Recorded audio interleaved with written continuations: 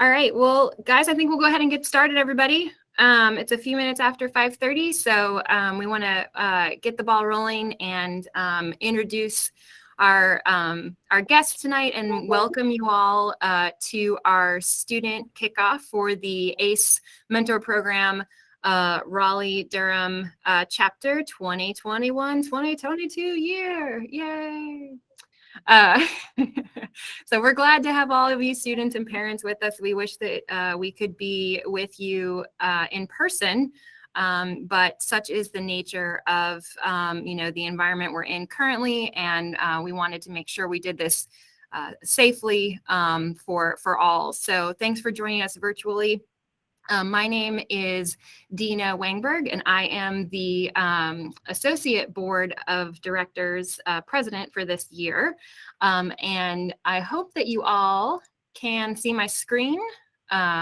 So tonight's kickoff is hosted by a number of folks here.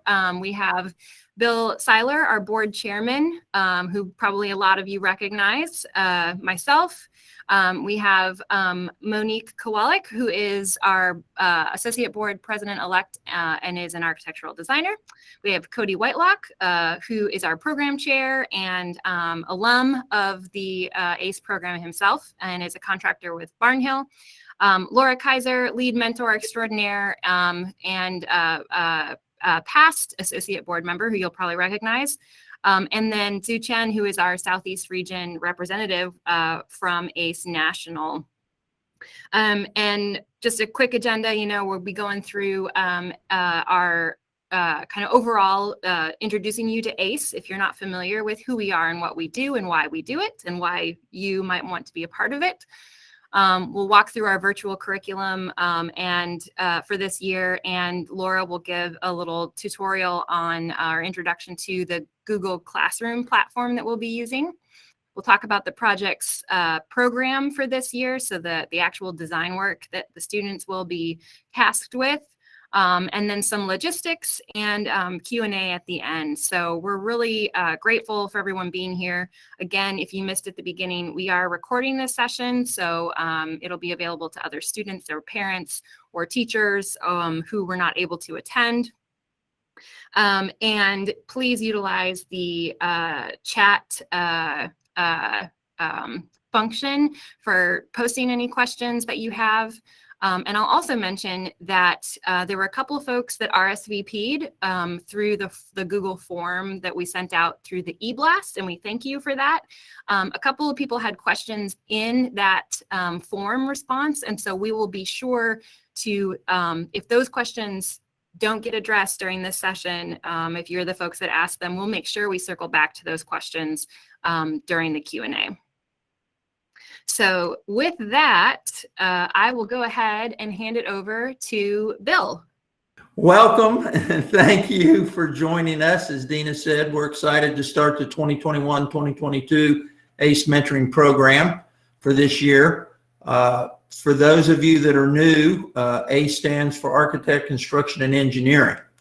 And one of the things that's kind of interesting about working with students is that the program that we conduct, we try to convince everybody that there's no right answers. And so when you're in the real world, definitely 4 + 4 = 8. But obviously, when you're designing something or trying to figure out how to make something work, 4 + 4 may not equal 8. So we try to get the students to kind of understand that it's not quite as rigorous as school is, and hopefully it's a little bit more fun, a little more exciting.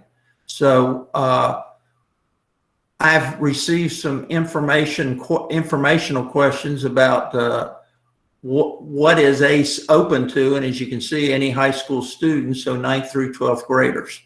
Next slide. So the biggest part of our mission is to get students understanding what ACE careers really are about. And for those students that get engaged with us, we try to get them engaged, excited, and enlightened about these. And one of the things that we try to do is help the students understand how critical the three fields, architect, construction, and engineering, have to work together to make a project successful. I think oftentimes there's a misconception that all these different fields do their own thing and don't really meet in a way that makes this thing work the way it has to work. So part of that mission is to help people understand how collaborative all of these three fields must work together to make a project successful. Next slide. We are a national organization, and as you can see there from the statistics, I'm not going to read them, we are a rather large national organization, been in existence about 26 years. The original organization started in New York City with a gentleman that was a structural engineer trying to help those students that are perhaps we would identify as underserved understand a little bit about the architect, construction, and engineering fields. And from that, it over the last 26 years has grown to what you see there on this slide. Next slide. So one of the things that's interesting about what we're seeing from the ACE mentoring program and where it's evolved to is that universities and students that have participated in the ACE program are seeing that once students get into the college arena, that they are much more successful as a result of this experience that they've taken on during their high school career. So we get excited about that. And one of the things that we try to do as much as we possibly can in recruiting is to try and look to those underserved students to help them understand and be aware of the ACE fields and what the ACE fields can do. One of the areas that we're particularly interested in is young women, not only in ACE, but in STEM fields as well. And as you can see, and looking at your screen, from the associate board and from our board, we have quite a few young women that are involved with the program. And I think that's extremely exciting. And they are a whole lot more creative than us males. So it's always good to have them involved. Next slide. So you can see there, we've been in an existence now for 16 years, and there's some statistics, and you can see pictures of our board and our associate board.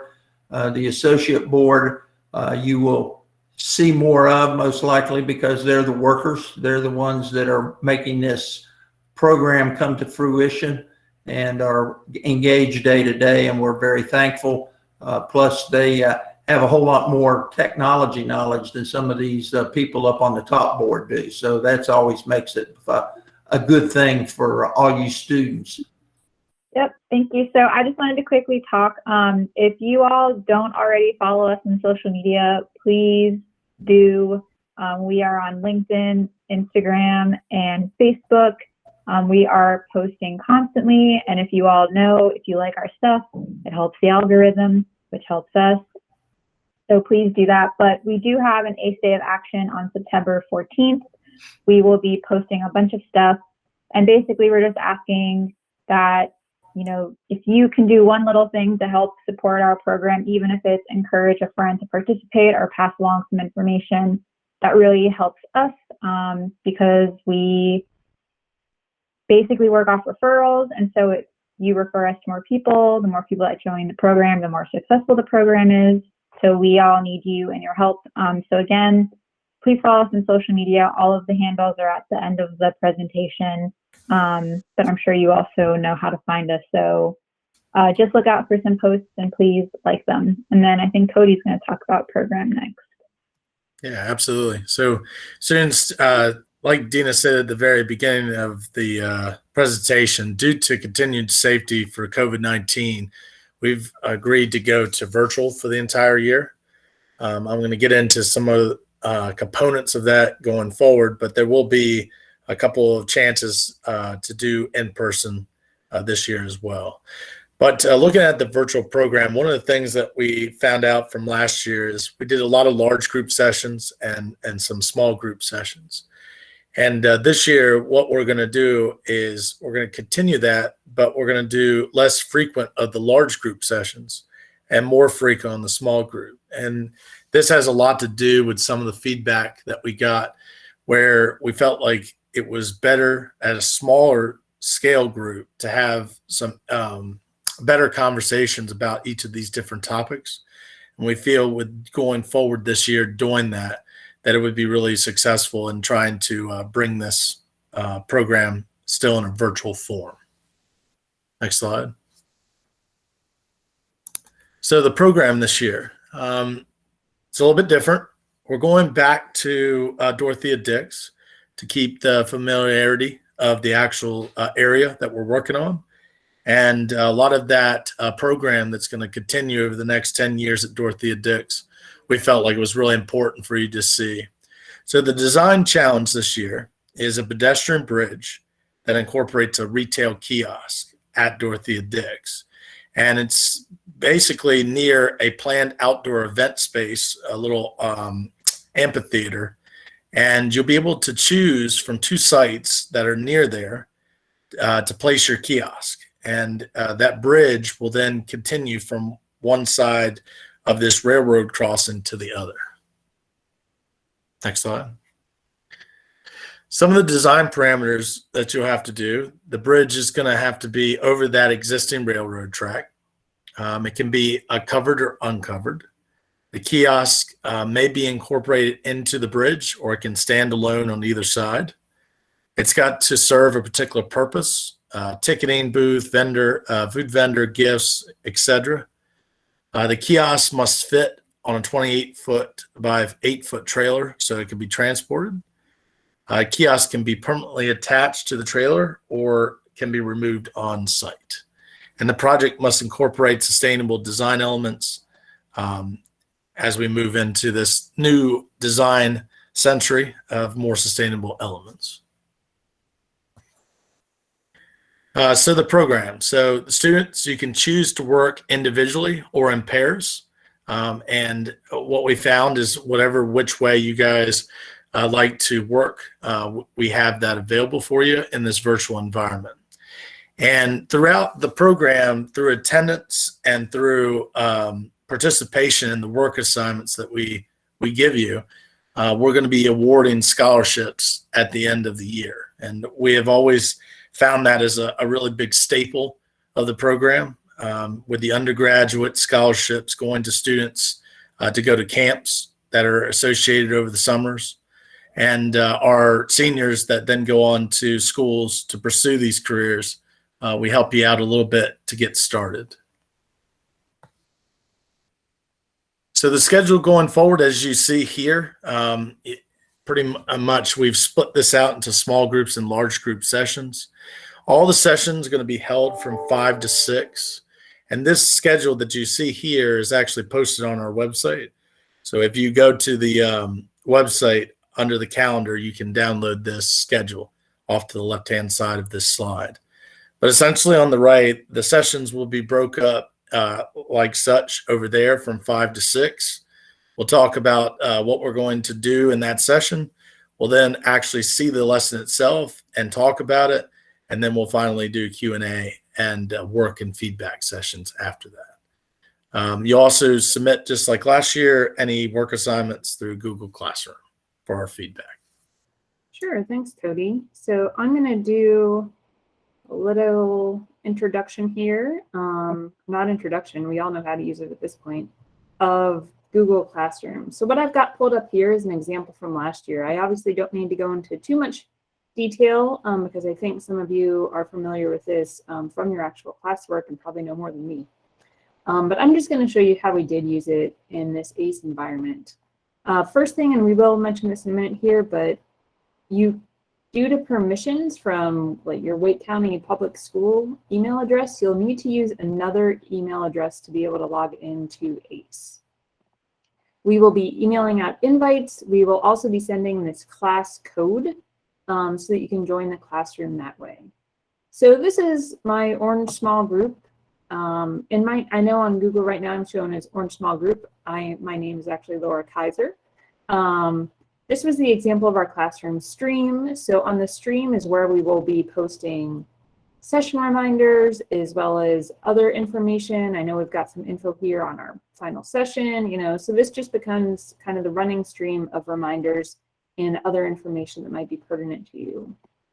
On the classwork tab, we'll be doing it the same way this year. I like to say that instead of thinking of these as assignments, to think of them as activities. This is nothing that's going to be graded. It's just the activities that we go through.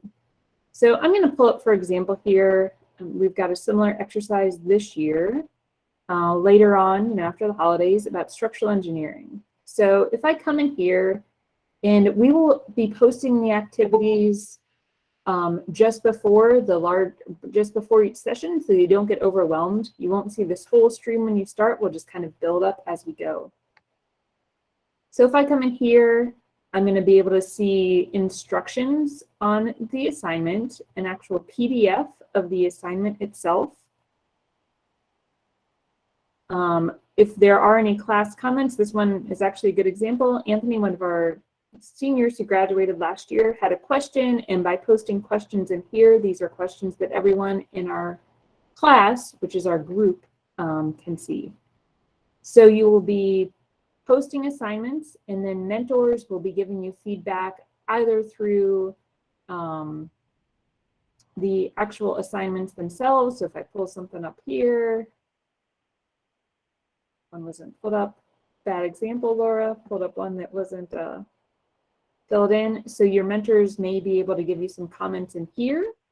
We'll also be giving you comments, like Cody said, in the actual session. And what we found last year, that was probably some of the most valuable feedback, is that we'll be sharing student work, and you all can talk about your projects and get feedback from mentors on that actual project work.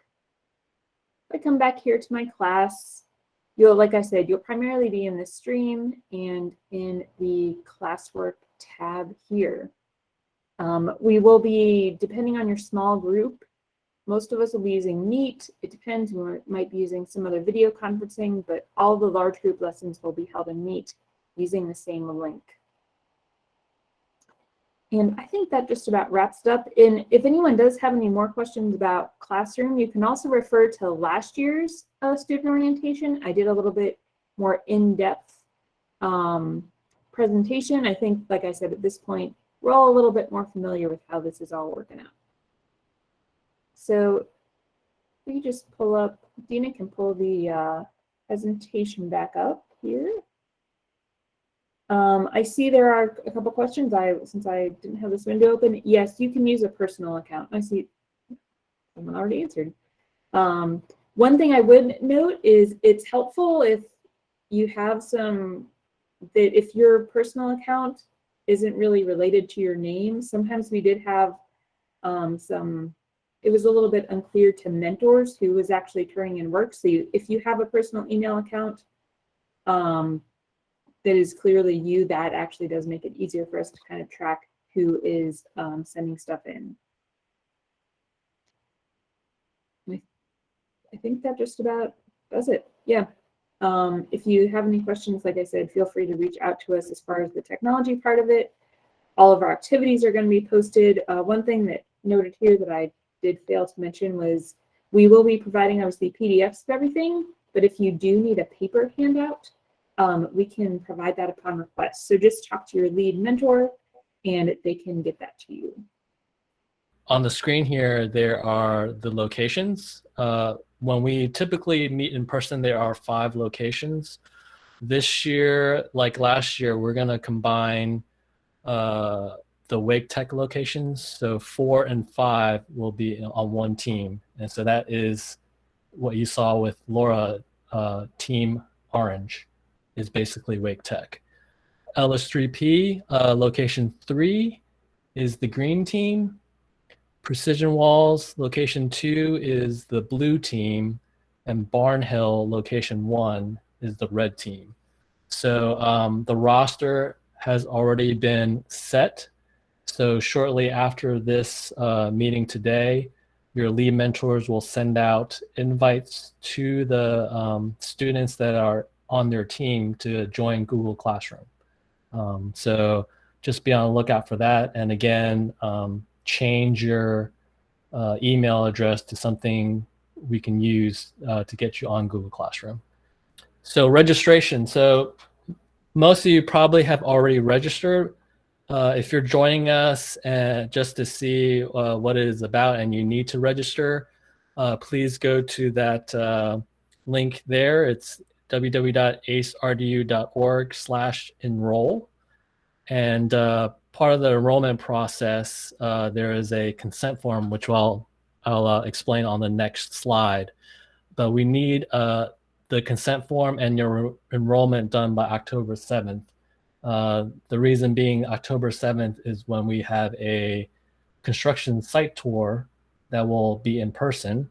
So we would want to require the parent consent form and registration to be complete by then. On point 2, profile, if you're a returning student, make sure you just log in using the login information for your profile. Do not make a new profile. That's very important. And then again, please provide a non-school email if possible. So if you know you provided a Wake County Public School email, please sign back in to the database and then change that email so we know what to utilize for the Google Classroom invite. So that's very important moving forward. And then attendance, students should attend all sessions. Just make sure if you are going to miss a session that you notify your lead mentor so they know that you will be excused. Hopefully it's an excused absence. So parent consent form. So we've gotten a lot of questions about this, and most of you I can see here have completed it correctly. So when you sign into the database and register for the year, it asks you to complete a parent consent form. So the first step is the student has to complete this form. So they have to fill out the parent email, some information about emergency contacts, medical condition, and at the bottom, there is a way to sign it electronically. So I think even on a phone, you can just use your finger, or on a PC or Mac, you can use your mouse to sign. So you have to make sure you sign the document and hit submit at the bottom. Once you do that, the parent will receive an email to make sure they complete their portion, meaning they'll check the, I guess, the information on the parent consent form, and they will have to sign it as well. Once the parent completes that, then the parent consent form is complete. So there's going to be 2 statuses shown here at the bottom. Not received, meaning the student did not complete their portion of the consent form. So obviously the parent will not receive it because they only get it after the student completes theirs. And then pending parent, meaning the student finished their portion and the parent needs to complete the consent form. So if you're a student and you know you completed yours, just give your parents a heads up that something will be coming in their email that will ask them to complete the consent form. Okay? And if you have any questions, just let your lead mentor know, and they will actually tell you in the next few weeks on which status you are. You probably know which one you are, because if you didn't complete what you see on the screen, then you need to do that first before your parents get the email. So scholarships and presentation. So every year by March, we will have a final presentation and award scholarships. Scholarships are based on attendance, participation, work produced, and student application. So you have to apply for the scholarships as well. The biggest thing there is, and we told this to students last year, it's going to be a lot easier for mentors to give you a scholarship if they know you, they can see you when you're on the Zoom or Google Meet meetings. So having your camera on helps so that they can engage you better.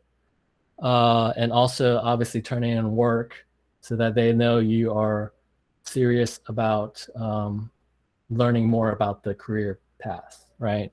So again, it's not, none of the work is required, but we hope that you will at least try the activities to challenge yourselves and turn those in, and hopefully that will help you get one of the scholarships. And the scholarships that go out, we talked about a little bit. William Wang here won one of the scholarships to go to NC State camps. So underclassmen can be offered to go to one of these camps, either the design camp or engineering camp. And then seniors moving on to these career fields can also receive a financial scholarship.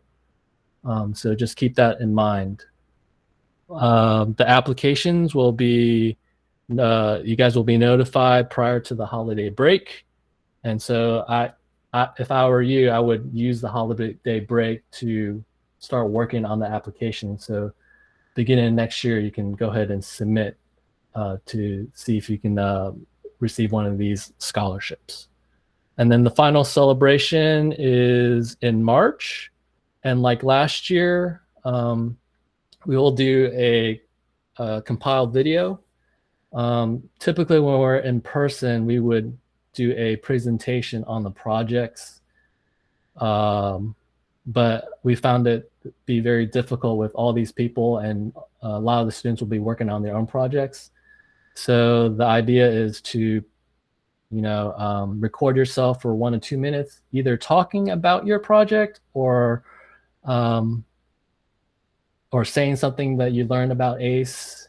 And number 3, explain a skill that you think is necessary to be an architect, engineer, or contractor.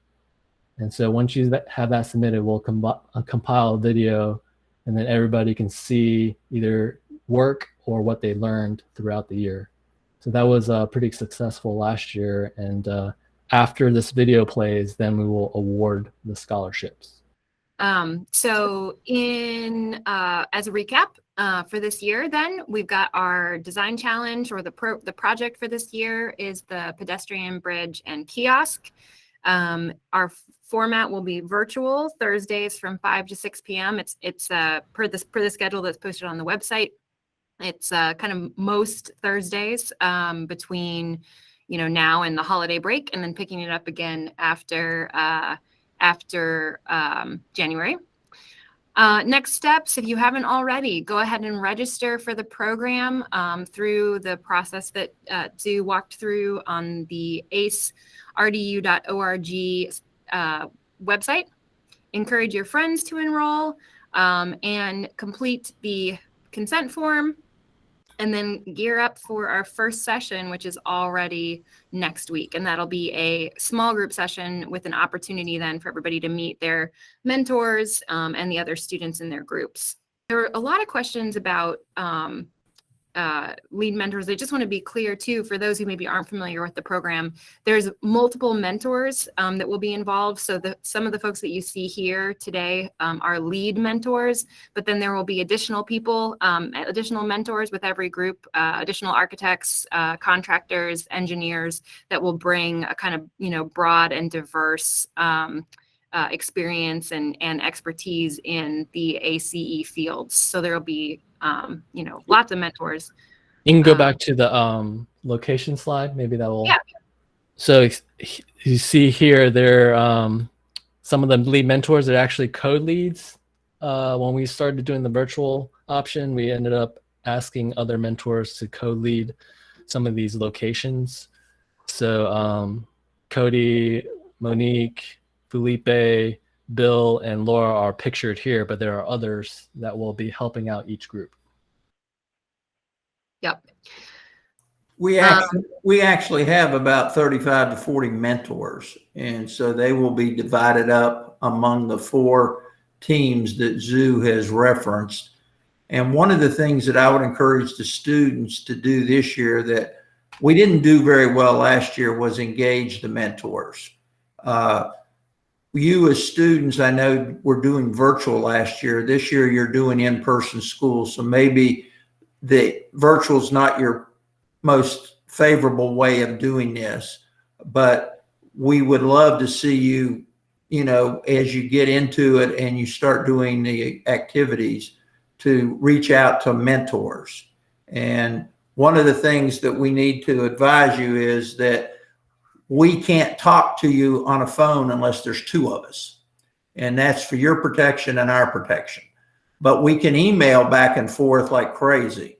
So as you start doing assignments and you have questions, you can take one of those mentors that's in your group and call upon them. And if they don't have the answer, they can get some other mentors to work with them. But I think to make this a more meaningful year, we'd love to have you all engage the mentors more than we did last year. And we know that a lot of you were under stressful situations, having to sit in front of a computer screen 8 hours a day for school, and then come and sit in front of a computer screen with us. So hopefully maybe this year we can get these mentors more engaged with you, get your questions answered, get you all a little bit more into the project than we were able to last year. There's been a few questions about the average, like the time commitment in terms of time to work on your project to complete the work, average number of hours per week. How much time should I plan for it? I think, one answer there is that it's as much as you're willing to put into it. That's kind of, none of this is graded. This is a volunteer program that we're excited to be a part of with you. And so, the activities that we put out there can take as little or as much time as you'd like to put into them. I would say, if you can set aside an hour or so, that would be fantastic to do those activities. But the idea too is that the work builds on itself through the program. And then again, it's up to you. Yeah, some of the activities in the beginning require some creative and design work. So that can take some time if you want to do some research on what it is that you want to design. I think the activities further out, like the structural engineering, mechanical engineering, that might take a little less time because the design work has already been completed. So at least the hour that you're on minimum to watch and be in the meeting. And then after that, it's really up to you. Like Dina said, the amount of work that you want to put in. There were a lot of questions about the size of the small groups. Yep. So that is yet to be determined. It all depends. We have a set number of groups right now. And I believe, Zoo, is that yes. 4 or 5? I will, right now it's 4. The 2 Wake Tech locations have been combined. Yep. So currently, because we know there's going to be more students that are going to register after this meeting, right? But currently the rosters look like averaging around 30, including mentors. So there's about 5-6 mentors per location. So a good amount, I would say at least 15-20 students per location. Yep, and if you joined us last year, or for those who didn't, we will also within the small groups, we'll sometimes break into smaller small groups. So we'll have breakout sessions. So there'll be opportunity for a more proportion feedback. So if you might have 20 students and 5 mentors, well, maybe you're able to have 2 mentors and 8 students in a breakout session to talk more, to get in more depth on your project progress. There were a couple of questions about contact information, emails of the key contact located on the website. So I will share, let's see, I can share the website here, but the email is info@acerdu.org, which we can put in the chat box. And let me do this here.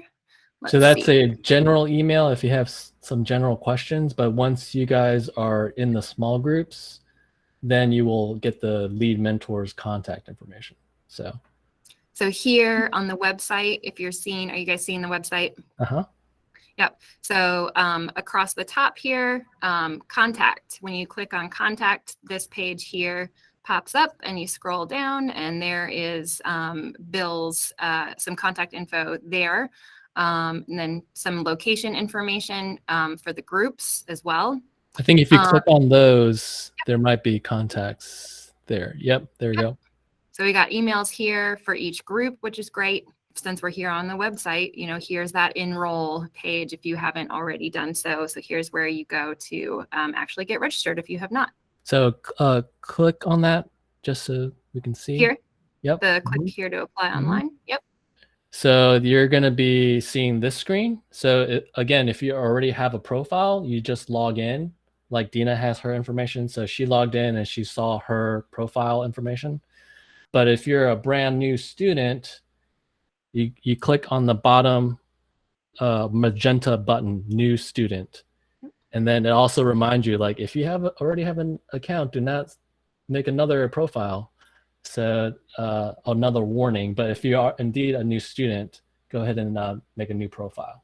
We had a lot of people ask too about the email, because obviously a lot of you have probably registered using your school email address already. You can provide a second email address to your lead mentor if you have not already done so in your registration. Yeah, I think the best way to do it, though, is sign into your profile and then change one of the emails in your profile so that it is one that is not a school email. And that way we know there's a secondary email we can use for Google Classroom. Will we be able to do any in-person type stuff? And obviously on October 7th, we're going to have a field trip, which is in person. Yep. And Cody started off the meeting by saying that we're going to do this year virtually. ACE National is going to advise us of what our constraints are in terms of in-person. And because we wanted to start this fall, we had no choice but to do virtual. It's all going to depend on what this pandemic does. And it's all going to depend on the companies that we work with to do Insight. So we'd like to be able to think that we could go back to in-person before the year's out, but there's no guarantee. So for that reason, our plan right now is to stay virtual. If that can change, we're more than willing to look at that. That's not an issue. But with so much unknown at this particular time, we're just telling people that we're going to plan on doing this year virtually. So bear with us. We'd like to be in person as much as you'd like to be in person, believe us. But we've got some constraints with which we have to deal, and we'll be looking at that as the year goes on and as the numbers from this pandemic either go up, go down, or stay the same. And then the construction site visit, just so you know, is going to be at the North Carolina Museum of Art. There's a new building that's being constructed near the front parking lot. So that will be one part of the tour. And the second part of the tour, we're going to take a 20-minute walk to the pedestrian bridge that's over 440. So those two projects kind of coincide with what the project that you guys will be working on. So should be pretty fun to get some fresh air. Hopefully it doesn't rain that day. And if it does, we'll make arrangements for other things. I see that there was a question from one of our mentors too about will returning students be allocated to the same team or classroom as last year? And I think generally, yes. Right? That's correct. So if you would like to change groups because you've got a friend in a different group, if you just let us know, we're happy to move people around. But if you were a participant last year, we'll assign you to the same quote unquote location or classroom. I also saw a question, can middle school students be part of this program? Unfortunately, no, but you should tell them about it so that when they go to high school, they'll sign up. How does this program get funded? It is donations. It is donations from industry partners, from contractors, architects, engineers out there in the field, and other companies who value the mission of ACE as much as we do. So it is mostly, correct me if I'm wrong here. but there is a lot of donation that helps make this program happen. So I'll follow up to that. So the donations, most of the donations actually pay for the scholarships that we talked about. So the camps and the scholarships that for students that are attending college in these fields, 90% of what we, actually more like 95% of what we bring in goes to that. The other 5%, helps run program with like materials and paying for Zoom or Google Meet items. Usually when we're in person, we're building like models, so it pays for materials. So when you're talking about mentor time, that is all donated. That is people that have full-time jobs that want to give back to you all, the students and the community. And so after they work their 9 to 5, they're on to teach you guys. So I think that says a lot about the volunteers we have in the program. When will we send out more information on the meeting times so that you can keep those dates clear on your calendar? So the website has the schedule posted. So that's probably the first place to go. And then once we have the groups all ready to go and we send out the emails, you'll start getting meeting invitations to those as well. There's somebody's asked, can we learn about more of the different groups? So right now, most of the groups are set up where you're going to be the closest, you're going to be assigned to the closest location, like if you were in person. The thought is if we get out of this pandemic and we go back to in person, that you would be with the same mentors that you were when you were virtual. So a lot of the roster is based on where your school is or where you live. If you decide like maybe your parent works or you live across town and you want to switch locations, I think that's totally acceptable. And somebody mentioned, email your lead mentor to maybe go to another team. I think that's fine. But just so you know, it's based on where you live so that if we go back in person, you'll already have that relationship established. You got a question there on the modeling specifics, Zoo or Dina? Yeah. So we had folks last year that made digital models. Some students decided to use programs that they already know, which is completely fine. So when they did their 1 to 2 minute video, they showed their models in the software that they liked. But this year, we're also going to provide a site plan that is modeled in SketchUp. So the SketchUp file will be provided and you can model your kiosk or bridge directly on the SketchUp file. So there are options and you can also utilize whatever you're comfortable with. There's a question about parental support. And I think the thing that we would add is that we'd love for you to support your child, and we'd encourage you to get them to contact their mentors. I get a lot of questions from parents, and to be quite honest with you, I'd rather get a lot of questions from students. And these are high school students now, and so one of the things that we'd love to do is to start to help them ease into this transition that they're in charge of their destiny. So if they need some help, please encourage them to contact us, the mentors. I think there's a good series here. Just to reiterate, somebody asked about does everyone who applies get in? This is open to all. So it's a registration and not an application. So yes, absolutely. Everybody who wants to participate, who is 9th through 12th grade, and who has a parent consent form, is welcome to join the crew. So just want to be clear about that you don't have to pass a test to get into ACE.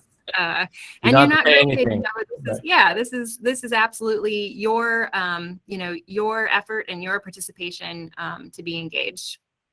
A couple people have asked about recording the meetings and what happens if you have, a volleyball game or, other events that you're already committed to. And so, yes, we do typically record sessions so that if you if you are gone for a week, you're able to catch up.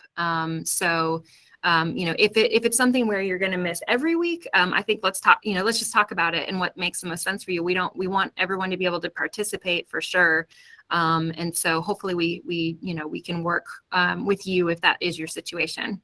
Yep. And then Monique, also said the lead mentors will typically send out calendar invites. And then Joseph, thank you, Joseph.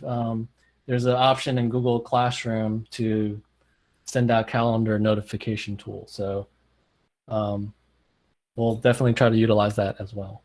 You will get Jordan just asked about the Google Classroom code. So you'll get that code from your lead mentor after this week when everything's kind of finalized and everyone is assigned to a group. Yeah, because right now there's still students registering. So we didn't want to, send out the code and then go back and there's 40 more students. So we're going to wait maybe towards the end of the week, and then the lead mentors will send out that code and you can sign up for Google Classroom and your team. Hit 6:30 on the button. And I think we had a lot of great questions, and hopefully we have answered as many as we could. I see folks are starting to drop off, so I want to be mindful of time here too. Any last comments, Bill? Anything we missed? I think the other thing that Zoo mentioned earlier that I think is critical as we move for the virtual environment is we'd love to see your faces. So signing on and with a camera with a picture of a bird or a picture of a cat or a picture of some strange individual, we'd love to see your face, and we get to know you better that way. So to make this a more meaningful year in a virtual environment, please use your camera. And thank you for your time and appreciate you participating with us. Yeah, thank you all so very much. Have a great evening. Reach out to the info@acerdu.org email with any further questions, and we will hopefully see you and your friends next Thursday.